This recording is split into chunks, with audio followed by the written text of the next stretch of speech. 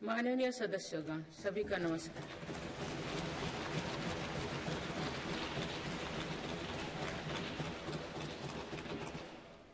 इस नए सदन भवन में ये मेरा पहला संबोधन है।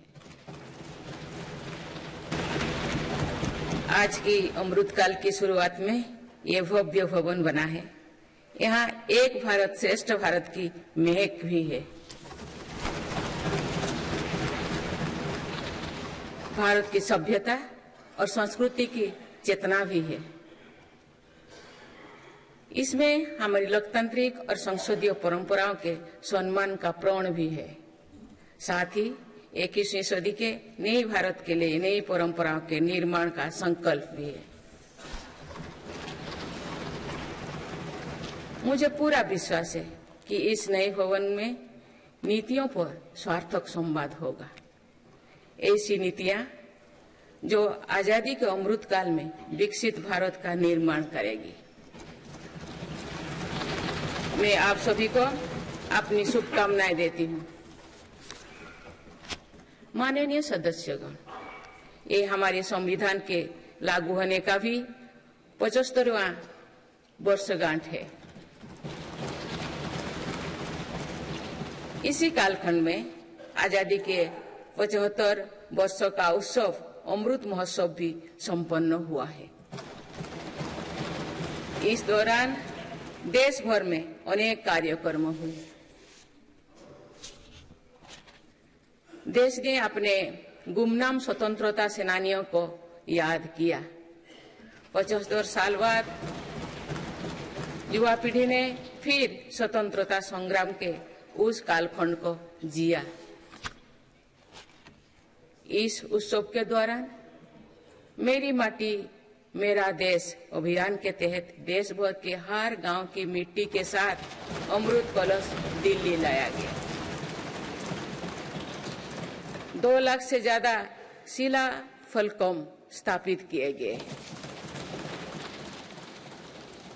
3 करोड़ से ज्यादा लोगों ने 5 प्राणों की शपथ ली। 70,000 से ज्यादा अमृत सरोवर बने। 2 लाख से ज्यादा अमृत वाटिकाओं का निर्माण हुआ। 2 करोड़ से ज्यादा पेड़ पौधे लगाया गया। 16 करोड़ से ज्यादा लोगों ने तिरंगा के साथ सेल्फी अपलोड की। अमृत उत्सव के दौरान ही कर्तव्य पथ पर नेताजी सुभाष चंद्र बोस की प्रतिमा स्थापित की गई। राजधानी दिल्ली में देश के अब तक के सभी प्रधानमंत्रियों की समर्पित म्यूजियम खोला गया। शांति निकेतन और होयबला मंदिर वर्ल्ड हेरिटेज लिस्ट में शामिल हुई। साहिबजादों की याद में वीरवाल दिवस घोषित हुआ। भगवान बिरसा मुंडा के जन्म दिवस को जनजातीय गौरव दिवस घोषित किया गया।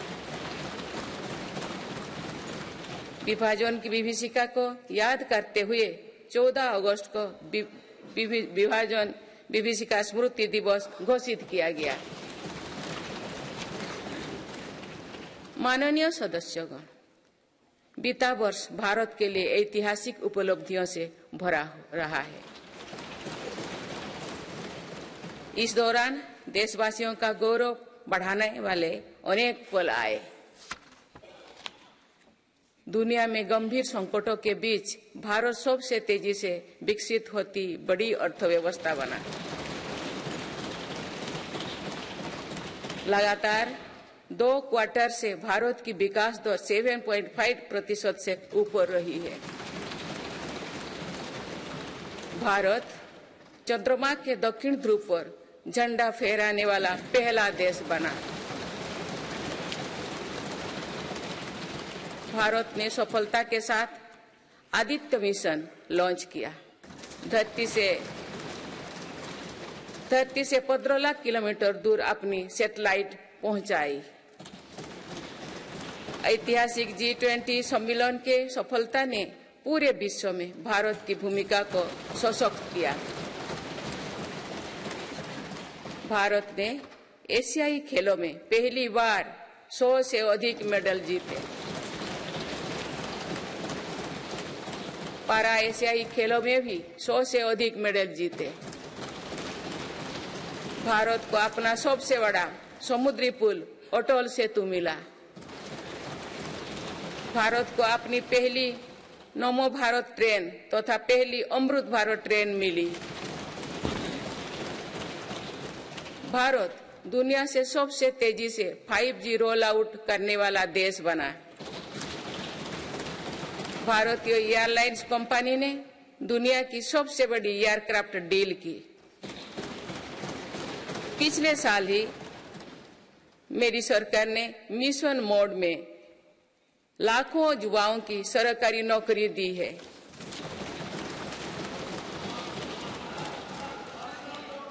माननीय सदस्यगण, बीते 12 महीने में मेरी सरकार अनेक महत्वपूर्ण विधेयक लेकर भी आए। ये विधेयक आप सभी संसद सदस्यों के सहयोग से आज कानून बन चुके हैं। ये ऐसे कानून हैं जो विकसित भारत के संकल्पों की सिद्धि का मजबूत आधार है। तीन दशक बाद नारी शक्ति बंधन अधिनियम पारित करने के लिए मैं आपकी सराहना करती हूँ।